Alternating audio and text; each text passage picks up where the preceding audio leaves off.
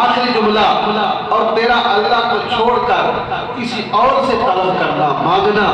یہ اس وجہ سے ہے کہ تو اللہ کی ذات سے جاہل ہو چکا ہے، اللہ کو پہچان ہی نہ رہا۔ یعنی ہم ادھر ادھر نظر رکھتے ہیں ہمیں فلاں دے گا، یا جس طرح کافر جو ہے وہ بتوں سے جا کر مانگتے تھے، طلب کرتے تھے، ان سے آگے جا کر جھکتے تھے، دعائیں مانگتے تھے، تو یہ تیرا ادھر ادھر نظریں اٹھا کے مانگنا، اس لیے تو نے رب سے ناواقف ہو گیا ہے، رب سے دور ہو گیا ہے، تو اس لیے رب کو تو نے اس مقام پر رکھ دیا کہ دوسرے لوگ جو ہیں ان کو تو نے آگے کر دیا ہے۔ تو پھر حضرت عبداللہ ابن عباس رضی اللہ تعالیٰ یہ فرماتے ہیں کہ عبداللہ بن عباس فرماتے ہیں کہ میں حضور کے ساتھ سواری پر سوار تھا، تو نبی پاک صلی اللہ علیہ وآلہ وسلم نے مجھے نصیحت کی، بہت سی نصیحتیں کی، جن میں آخری نصیحت یہ تھی کہ اے عبداللہ جب مانگنا تو اپنے خدا سے مانگنا، جب مدد طلب کرنا تو اپنے اللہ سے طلب کرنا۔ تو یاد رکھیں یہاں اس سے مراد ان چیزوں سے یہ بھی نہیں لینا کہ مزارات پر حاضری کے حوالے سے کہ یعنی آپ یہ باتیں سامنے رکھ کے کہیں کہ ہم نے مزارات جو بزرگوں کے مزارات ہیں ان پر نہیں جانا۔ کچھ لوگ ان بتوں والی آیات کو سامنے رکھ کے جو اللہ کے ولی ہیں ان پر حملہ کرتے ہیں، ایسا بھی نہیں کرنا چاہیے۔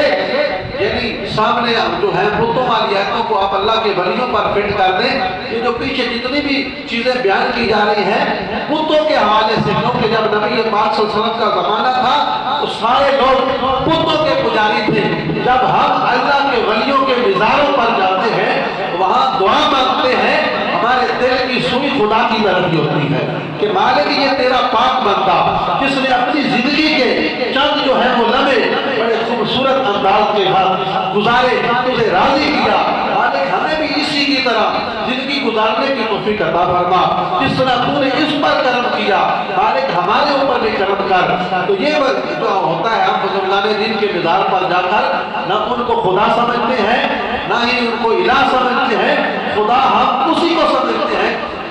تو حضور احمد رحمت اللہ علیہ نے یہاں سورۃ فاتحہ کی تفسیر جو ہے اس میں بیان کرتے ہوئے لکھتے ہیں کہ ہم عبادت تو رب کی کرتے ہیں، نماز پڑھتے ہیں، تو نماز میں صرف سجدہ یا رکوع تو عبادت نہیں ہے، کھڑے ہوتے ہیں یہ بھی عبادت ہے، اور جب ہم اتحیات بیٹھتے ہیں یہ بھی عبادت ہے، سلام پھیرتے ہیں یہ بھی عبادت ہے، کھڑے ہوتے ہیں سارے، صرف سجدہ اور رکوع عبادت نہیں، نماز میں جو بھی ہر عمل ہے وہ سب عبادت ہے۔ ہم جب کسی بندے کے سامنے ہاتھ باندھ کے کھڑے ہو جائیں یا جو ہے وہ اس کے سامنے اتحیات بیٹھ جاتے ہیں، استاد کے سامنے کئی دفعہ ایسے اسٹوڈنٹ ہوتے ہیں وہ اپنے استاد کے سامنے اتحیات بیٹھ جاتے ہیں، یا استاد یا ماں باپ کے سامنے ہاتھ باندھ کے ادب کے کھڑے ہو جاتے ہیں، تو اب یہ عبادت نہیں ہے۔ آپ اتحیات تو نماز میں بیٹھتے ہیں، آپ ہاتھ نماز میں باندھتے ہیں، اب استاد کے سامنے آپ نے ہاتھ باندھ لیے، اب اپنے ماں باپ کی عزت کی وجہ سے سامنے آپ ہاتھ باندھ کے کھڑے ہو گئے، تو یہ کون سی چیز ہے جس نے نماز میں کھڑے تھے تو انہی عمل کو عبادت بنایا، اور باپ کے سامنے اور استاد کے سامنے کھڑے تھے تو ایک تعظیم جو ہے وہ اس کو بنا دیا۔ تو برادران اسلام اسی لحاظ سے یہ یاد رکھیں کہ جو ہے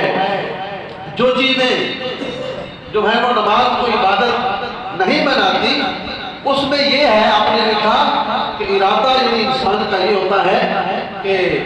ہم جب اپنے ماں باپ کے سامنے ہاتھ باندھ کے کھڑے ہوتے ہیں یا اتحیات کی صورت میں بیٹھتے ہیں تو ہم اپنے ماں باپ کو خدا نہیں سمجھتے، خدا